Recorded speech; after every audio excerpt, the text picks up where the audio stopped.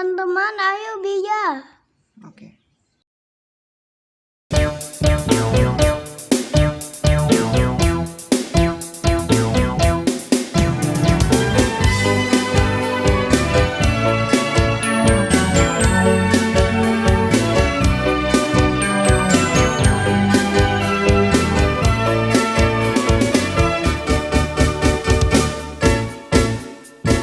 Baca kitab suci, doa tiap hari, doa tiap hari, doa tiap hari. Baca kitab suci, doa tiap hari kalau mau tumbuh, kalau mau tumbuh, kalau mau tumbuh. Baca kitab suci, doa tiap hari kalau mau tumbuh.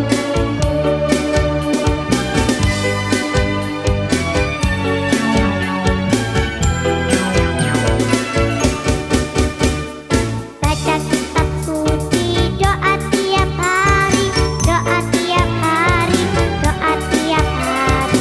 Baca kitab suci, doa tiap hari kalau mau tumbuh, kalau mau tumbuh, kalau mau tumbuh. Baca kitab suci, doa tiap hari kalau mau tumbuh.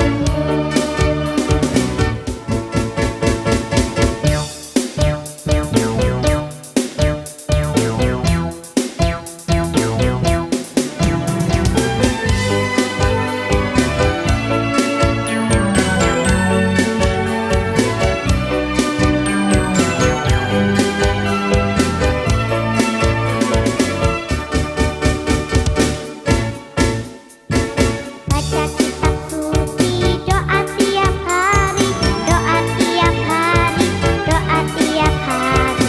Baca kitab suci, doa tiap hari kalau mau tumbuh, kalau mau tumbuh, kalau mau tumbuh. Baca kitab suci, doa tiap hari kalau mau tumbuh.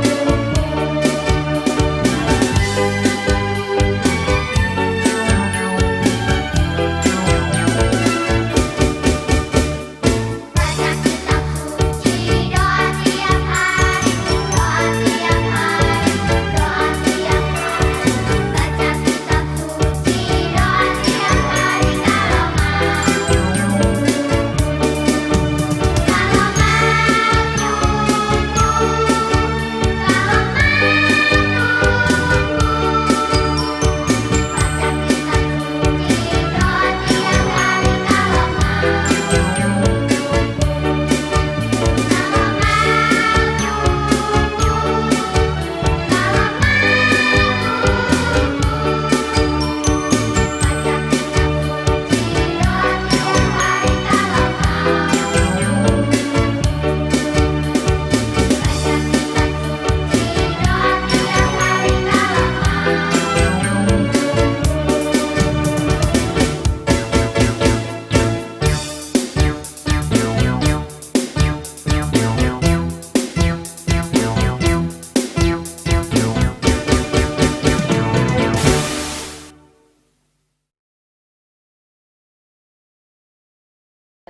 Halo, ketemu lagi. Sehat-sehat semua kan? Bu Yustin sehat? Tentu saja, Bu Elis. Oh, sehat juga. Kita mulai bina iman kita dengan berdoa. Teman-teman, marilah kita berdoa atas nama Bapa, Putra, dan Roh Kudus. Amin. Tuhan Yesus yang baik, hari ini Engkau mengajari kami mengenal sikap tulus peduli yang berkenan pada Allah Bapa. Bimbinglah kami agar dapat menjadi domba kecil yang murah hati sebagaimana yang Kau kehendaki. Terima kasih Tuhan Yesus. Amin. Atas nama Bapa, Putra, dan Roh Kudus. Amin. Anak-anak, udah isi celengannya? Pasti ada yang udah, ada yang belum. Nah, kalau belum, mulai hari ini ya. Ini Bu Yustin mana ya? Halo Bu Elis. Halo, Bu Yustin. Maaf ya, aku tadi lagi cari celengan. Oh ya, terus aku tadi pikir-pikir ya Bu, kenapa ya kita kok harus mengisi celengan ini sih? Minggu lalu kan udah dijelasin, tapi lupa.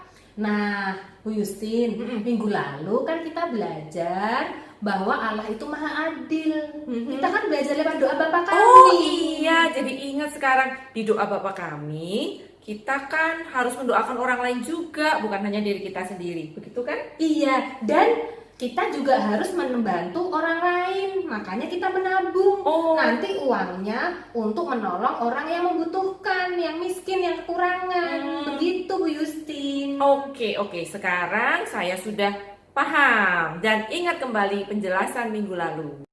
Sekarang kita mau belajar apa Bu Elis? Nah, sekarang kita mau belajar bahwa Allah hadir sebagai orang miskin atau orang menderita atau orang yang susah, Bu Yustin. Allah menderita dan miskin.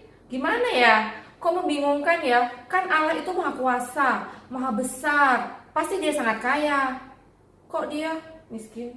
Gimana? Penasaran kan? Kalau penasaran, ayo kita ikuti terus Bina Iman kali ini. Oke deh, yuk ikut Bina Iman aja. Anak-anak, pernahkah kamu melihat papa kamu yang pulang dari pekerja dalam keadaan yang sangat lelah? Atau melihat mama kamu yang begitu repot di rumah, banyak sekali pekerjaan yang harus dilakukan. Mengurus rumah, membereskan rumah, mengurusin adik, memasak, dan banyak sekali pekerjaan yang harus dilakukan oleh mama di rumah. Bagaimana perasaanmu? Kamu diam saja? Atau ketika kamu melihat ibu-ibu yang biasanya menyapu di perumahan kita, yang membersihkan jalan-jalan di perumahan kita, mereka bekerja di siang hari yang sangat panas. Bagaimana perasaan kamu ketika melihat ibu itu? Ketika melihat teman kamu sedih, menangis, atau mungkin sedang sakit, bagaimana perasaan kamu? Apakah kamu cukup hanya bersedih saja dan bilang kasihan ya? Ataukah kita harus melakukan sesuatu? Apa yang Tuhan Yesus ingin kita lakukan terhadap orang-orang yang kita lihat tadi? Yuk kita baca kitab suci supaya kita tahu apa sih yang dikehendaki Tuhan yang harus kita lakukan. Anak-anak, mari kita buka kitab suci kita dari Matius bab 25 ayat 31 sampai 46. Dari Matius bab 25 ayat 31 sampai 46 dengan judul Penghakiman Terakhir. Apabila Anak Manusia datang dalam kemuliaannya dan semua malaikat bersama-sama dengan Dia, maka Ia akan bersemayam di atas tahta kemuliaannya. Lalu semua bangsa akan dikumpulkan di hadapannya, dan Ia akan memisahkan mereka seorang pada seorang, sama seperti gembala memisahkan domba dari kambing. Dan Ia akan menempatkan domba-domba di sebelah kanannya, dan kambing-kambing di sebelah kirinya. Dan raja itu akan berkata kepada mereka yang di sebelah kanannya, "Mari, hai kamu yang diberkati oleh Bapa-Ku, terimalah kerajaan yang telah disediakan bagimu sejak dunia dijadikan. Sebab ketika aku lapar, kamu memberi aku makan. Ketika aku haus, kamu memberi aku minum. Ketika aku seorang asing, kamu memberi aku tumpangan. Ketika aku telanjang, kamu memberi aku pakaian. Ketika aku sakit, kamu melawat aku. Ketika aku di dalam penjara, kamu mengunjungi aku." Maka orang-orang benar itu akan menjawab dia, katanya, Tuhan, bila manakah kami melihat engkau lapar dan kami memberi engkau makan? Atau haus dan kami memberi engkau minum? Bila manakah kami melihat engkau sebagai orang asing dan kami memberi engkau tumpangan? Atau telanjang dan kami memberi engkau pakaian? Bila manakah kami melihat engkau sakit atau dalam penjara dan kami mengunjungi engkau?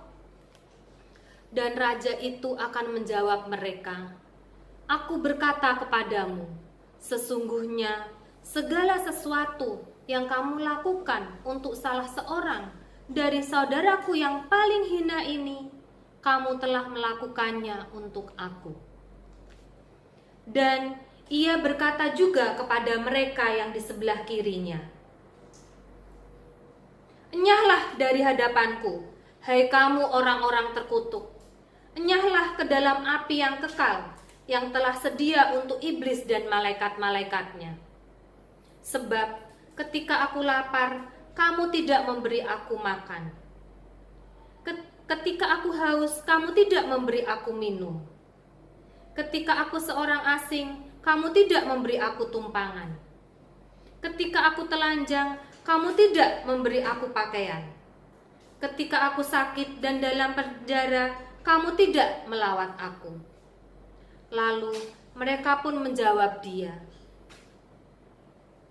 Katanya, Tuhan, bila manakah kami melihat engkau lapar, atau haus, atau sebagai orang asing, atau telanjang, atau sakit, atau dalam penjara, dan kami tidak melayani engkau? Maka ia akan menjawab mereka, Aku berkata kepadamu, sesungguhnya segala sesuatu yang tidak kamu lakukan untuk salah seorang dari yang paling hina ini, kamu tidak melakukannya juga untuk aku. Dan mereka ini akan masuk ke tempat siksaan yang kekal, tetapi orang benar ke dalam hidup yang kekal. Demikianlah sabda Tuhan. Syukur kepada Allah. Nah, Bu Elis, sekarang aku sudah mengerti. Ternyata Allah itu bisa hadir sebagai orang yang susah, orang yang menderita, dan orang yang miskin. Iya Bu Yustin, nah kita harus menolong orang-orang yang menderita, yang miskin, yang berkekurangan. Karena apa yang kita lakukan buat mereka itu seperti kita melakukannya untuk Tuhan. Bu Elis, gimana kalau sekarang kita tes? Iya. Anak-anak, mereka ngerti nggak ya membedakan antara kambing dan domba? Ayo kita bikin permainan sederhana. Ikutin ya. Bu Yustin, lihat kacamataku nggak? Aduh, aku udah cari-cari dari tadi nggak ketemu. Ih, cari aja sendiri. Orang kacamatanya dipakai. Aku kan mau baca. Nenek. Kalau nggak baca nggak bisa harus pakai kacamata.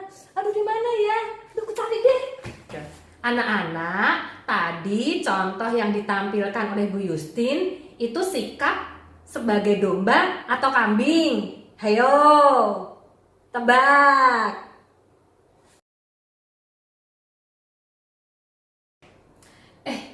Tadi kan ulangan. Aku kan nggak bisa. Yustin, aku tadi nanya si Bernadette, tapi dianya diem aja. Ih, dia emang kayak gitu. Padahal kan kita sering kasih dia makanan. Iya, terus kan kita pasti ajak main dia. Iya, pelit banget ya. Padahal aku udah bolak-balik nanya, dia diem aja, cuek gitu, nggak mau ngasih jawaban. Padahal aku benar-benar nggak bisa. Aduh, kayaknya nilaiku jelek banget nih ulangan kali ini nih. Kalau gitu, besok-besok kita nggak usah main sama dia. Iya, nggak aja temenan ya. Bener. Terus jangan dikasih makan, Iya. jangan bagi roti kita ke dia. Bener, biar dia tahu rasa. Selin banget. Nah, kalau yang tadi barusan, mana yang kambing, mana yang domba? Atau dua-duanya kambing, atau dua-duanya domba. Bisa jadi. Ayo, yang mana? Betul.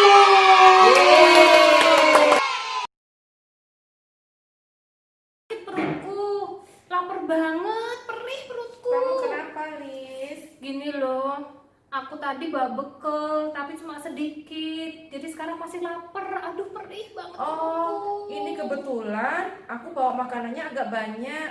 Aku bagi sama kamu mau nggak? Mau, terima kasih. Oke, makanlah biar perutmu nggak sakit lagi Iya, ya. terima kasih.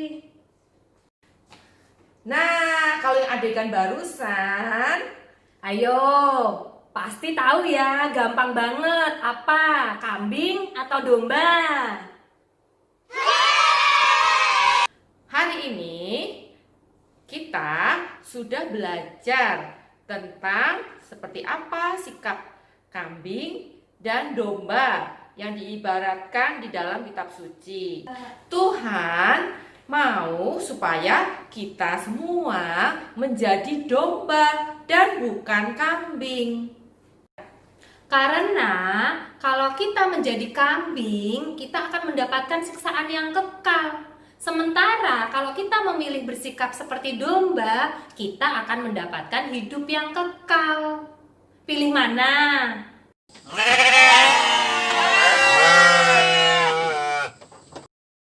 Yuk kita membuat prakarya domba pembatas Alkitab.